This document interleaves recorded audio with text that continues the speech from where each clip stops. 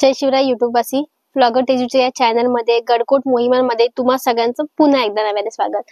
तर आता आपण विजयदुर्ग किल्ला सर करत आहोत। मागच्या काही व्हिडिओमधून तुम्ही पाहिलं की विजयदुर्ग किल्ला कसा आहे काय।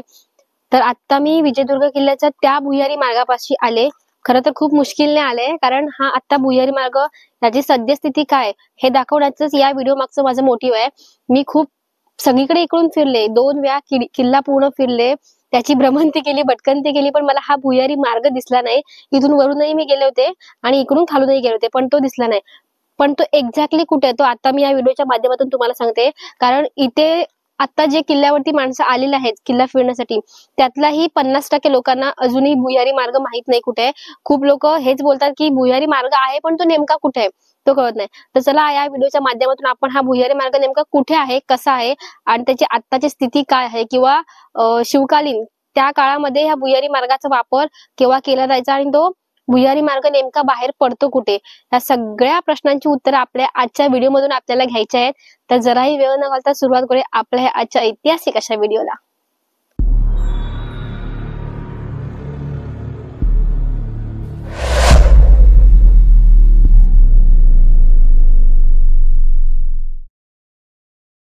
तर बघा, तुम्हाला माझ्या मागे दिसतायत ते राण्यांचे महल, ते 3 मजली इमारत आपल्याला दिसते, ते राण्यांचे महल आहेत। आणि इथून पुढे गेल्यावर आपल्याला धान्य कोठारही बघायला मिळणार आहे।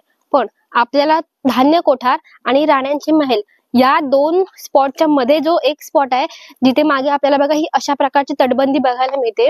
या तटबंदीच्या दोन्ही बाजूला बघा आपल्याला पायऱ्या आहेत वरती जायला, आणि ही तटबंदी इथे आला तर जाऊ नका तटबंदीवरती, कारण ते एक साइडनी पूर्ण ढासळले आणि शक्यता नाही की ती किती टिकाऊ असेल।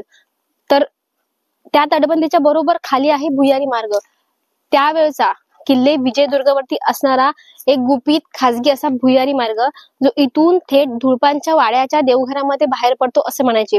तर तो भुयारी मार्ग, त्याची आत्ताची कंडिशन आपल्याला पाहायची आहे।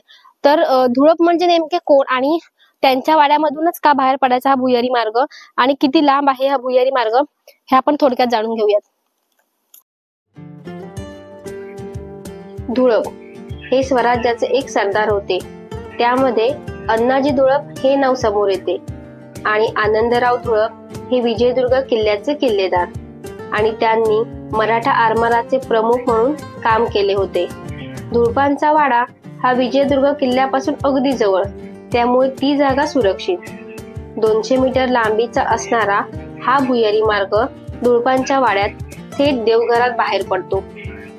छत्रपती शिवाजी महाराजांनी कायमच आपल्या मावळ्यांना, सोबत्यांना सुरक्षित ठेवण्यासाठी प्रयत्न केले।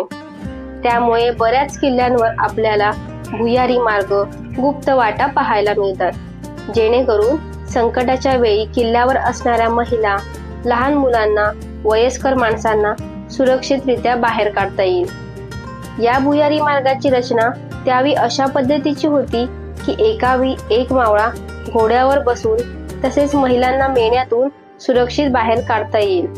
भुयारातील दोन्ही बाजूंच्या भिंतींसाठी दगड वापरला गेला होता। स्वच्छ हवा आणि प्रकाशाचाही विचार केला गेला होता। यावरून आपल्या लक्षात येते की त्यावेळी भूगर्भशास्त्राचे किती अचूक ज्ञान होते असेल। सोबतच मातीतील गुणधर्मांचाही सखोल अभ्यास केल्याचे आपल्याला दिसून येते।